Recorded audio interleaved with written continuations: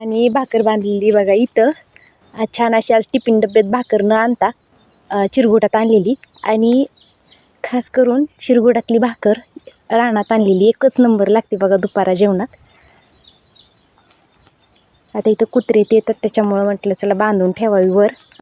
तर जेवणात आणले बघा छान असं काळं तिखट, त्यात कोथमीर तेल टाकून छान असं. इथं लोणचीची फोड आहे आणि आपल्या लक्ष्मीत बनवलेले रव्याचे लाडू आणि भाकरी आणि चपाती. एकच नंबर जेवण आहे बघा. आता तर या मग सगळेजण जेवायला. एकदम टेस्टी लागतं बघा हे. आता इतकं काम केलं म्हटल्यावर भूक लागलेली असती. माणूस छान असं जेवण करतं बघा रानात काम केल्यानंतर. तर या तर मग जेवण टेस्टी लागायला लागलं. काही असू द्या एकदम भारी लागतं. अगदी घरी खाऊ वाटत नाही फराळाचं असं म्हणजे गोडी. पण रानात काम केलं ना सगळं जमतं बघा आणि सगळं जातं पण.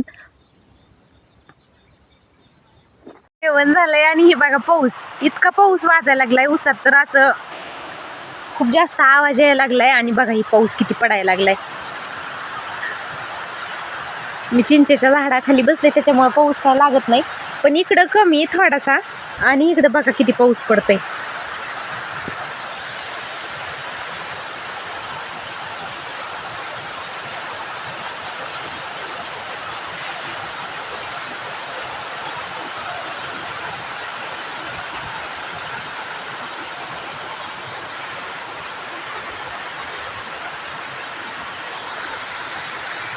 चांगलाच पाऊस झालाय बघा. मी खाली बसलेले होते तिथं म्हणजे त्या तुकडीत एवढा नव्हता.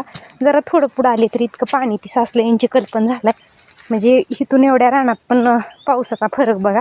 तिथं जरा कमी इथं जरा जास्त असं पाणी ती साचलंय सगळ्या रस्त्यावर. निसर्गाची किमियाच न्यारी. पावसाचा सटकारा चांगला झाला त्याच्यामुळे चप्पल काही चलत नाही हातात घेतलेली. आणि मी आले आपल्या पेरूच्या मोठ्या बागेपाशी. कारण इथूनच तिकडे तळ्याकडल्या रानात जावं लागतं गोट्यावर. दत्ताचं चालू आहे बघा ब्रश कटर. आवाज येतो इकडं